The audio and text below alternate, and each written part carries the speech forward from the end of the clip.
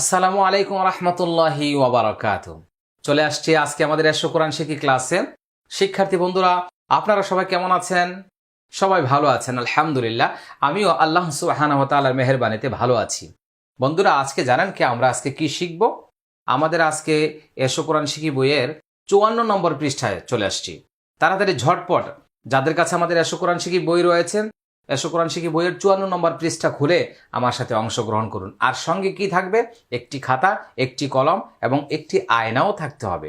ওকে, শুরু করা যাক। আজকের ক্লাসে হলো র হরফ কিভাবে পাতলা করে পড়তে হয়, কিভাবে মোটা করে পড়তে হয়, এর সামান্য কিছু টিপস ইনশাল্লাহ আমি আপনাদেরকে দিয়ে দিব। তবে রয়ের অনেক জটিলতাও রয়েছে, একদম সহজ করে আমি কয়েকটি কথা আপনাদেরকে জানিয়ে দিব। এগুলি শিখলেই ইনশাল্লাহ আপনাদের জন্য যথেষ্ট হবে ইনশাআল্লাহ। প্রথম আমরা দেখব র হরফটি পড়ার সময় নিয়ম অনুযায়ী দুই ধরনের আওয়াজ বা স্বরে পড়তে হয়। প্রথমত মোটা আওয়াজে, দ্বিতীয়ত হালকা পাতলা আওয়াজে পড়তে হয়। তাহলে আমরা দুইটা জিনিস জানলাম, র কখনো মোটা হয়, কখনো পাতলা হয়। হ্যাঁ, র কখনো কি হয়? মোটা হয়। কখনো কি হয়? পাতলা হয়। মোটা আওয়াজে পড়ার নিয়ম, এই আওয়াজে উচ্চারণের সময় জিহ্বার গোড়ার অংশ উপরের দিকে কিছুটা উঠে যাবে, সে কারণে আওয়াজ কিছুটা গম্ভীর বা মোটা হবে। খুব মনোযোগ সহকারে লক্ষ্য করুন। এক নম্বরে কি আসছে এখানে? রয়ের উপর যখন জবর হবে, মনে রাখতে হবে রয়ের উপরে জবর হলে র মোটা হবে। আমার সাথে বলুন, র হরফের উপরে জবর হলে রয়ের উচ্চারণ মোটা হবে। যেমন রয়ের নাম যখন বলা হয় র, তখন কিন্তু সে মোটা হয়। আপনারা লক্ষ্য করেছেন আমাদের এশো কোরআন শিখি বইয়ের 9 নম্বর পৃষ্ঠায় আমি যে রয়ের নাম বানান করে লিখেছি, কোনে কিন্তু জবর আছে, এই জন্য কিন্তু আমি লিখে দিয়েছি র উচ্চারণে মোটা হবে। কিন্তু মনে রাখতে হবে সেই র কিন্তু তিলাওয়াতে যখন যাব, শব্দ বা বাক্য যখন যাব, তখন কিন্তু কখনো জবর হবে, কখনো জের হবে, কখনো পেশ হবে, কখনো জজম, কখনো খারা জবর, খারাজের উল্টা পেশ বা যাই হোক, কিন্তু এক এক ধরনের উচ্চারণ এক এক জায়গায় হবে। আমরা এখন শিখে নিচ্ছি। রয়ের উপরে জবর হবে, এখানে আসছে র জবর র, হামজা ইয়া জবর আই, র আই, তা পেশ তু, র। একটু আয়নাটা নেন সবাই।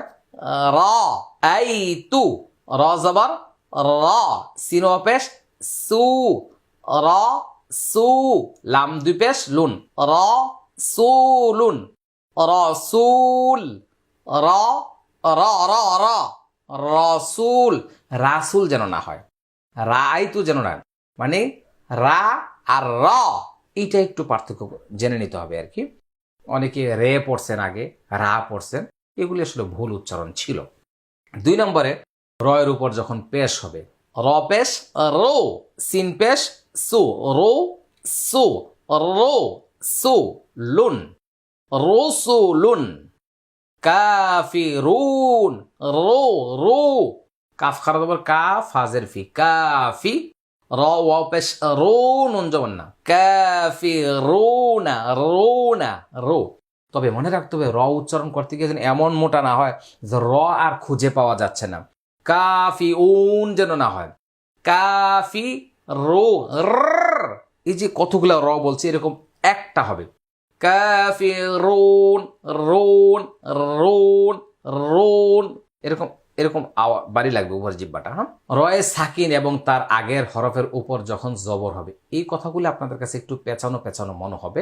তবে রয়ের উপরে জজম থাকলে, আগে আমরা পড়ছি রয়ের উপরে জবর হলে মোটা হবে, পেশ হলে মোটা হবে। একটু ঠান্ডা মাথায় চিন্তা করুন, রয়ের উপরে জজম সাকিন, তার আগে যদি জবর হয়, যেমন ইয়া র জবর ইয়ার, ইয়ার, জিমজের জি, আইনু পেশ ও, নুন জবর না, ইয়ার জি না, ইয়ার জি না, এটা একালিপ টান হবে, এটা মোটা হলো। পাতলা কিভাবে? ইয়ার জি উন, ইয়ার ইয়ার পাতলা হয়ে গেল, তাহলে আমরা বলবো ইয়ার ইয়ার। ওকে, ওয়া আর সালা, ওয়াও জবর ওয়া, হামজা র জবর আর, ওয়া আর সালা। যেমন আল্লাহু আকবার, বলি না বার বার, মোটা হবে, ওয়া আর সালা। তাহলে র সাকিন, তাহার পূর্বে, তাহার আগে, তাহার ডানে যদি জবর হয়, তখন কি হবে? মোটা হবে। রয়ে সাকির এবং তার আগের হরফে যখন পেশ হবে, ঘুরে ফিরে কিন্তু একই কথা আমি বলছি। রয়ের উপরে জবর হলে মোটা, রয়ের উপরে পেশ হলে মোটা। আবার রয়ের উপরে যদি সাকিন হয়, তার আগে যদি জবর অথবা পেশ হয়, তাহলে এখানে জবর হলে মোটা, পেশ হলে মোটা। র সাকিন তার ডানে জবর হলে মোটা, র সাকিন তার ডানে পেশ হলে মোটা। সহজ, মুখস্থ করার জন্য খুবই সহজ। আমি কঠিনগুলো এখানে নিয়ে আসি নাই, সহজগুলি আপনাদেরকে শেখাচ্ছি। জা র পেশ জোর, জোর। তা পেশ তু, মিম লাম পেশ মুল, তুমুল। মিম জবর মা, কফালি জবর ক, মা ক। বাজের বি, র জবর র, মা ক বি র। জোর তুমুল মাকাবির, বীর। দেখেন এটা কিন্তু মোটা করছি না, বীর এরকম করছি না, বীর এটা সামনে আসবে, এটা পাতলা হবে। জোর তুমুল মাকাবির, র বললে মোটা হবে, আবার বীর বলে পাতলা হয়ে যাবে।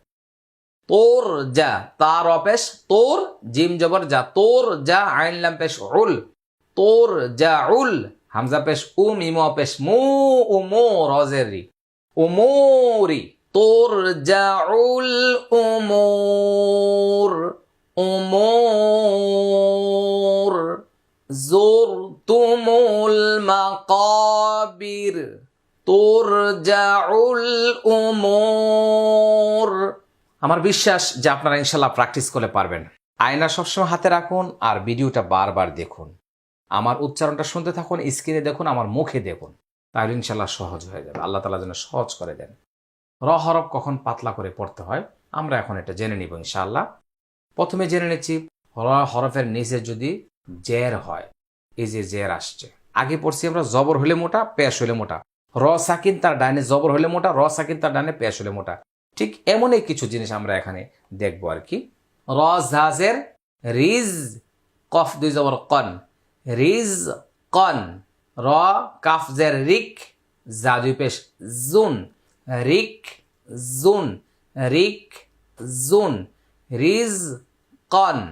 র হরফের ওয়াকফ করার সময় তার পূর্বের হরফের সাকিন এবং সাকিনের পূর্বে যদি জের হয়, তবে মনে রাখতে হবে আরো অনেকগুলোই লিখি নেই বা দেই নাই, র সাকিন তার ডাইনে জের হইলেও কিন্তু পাতলা হয়।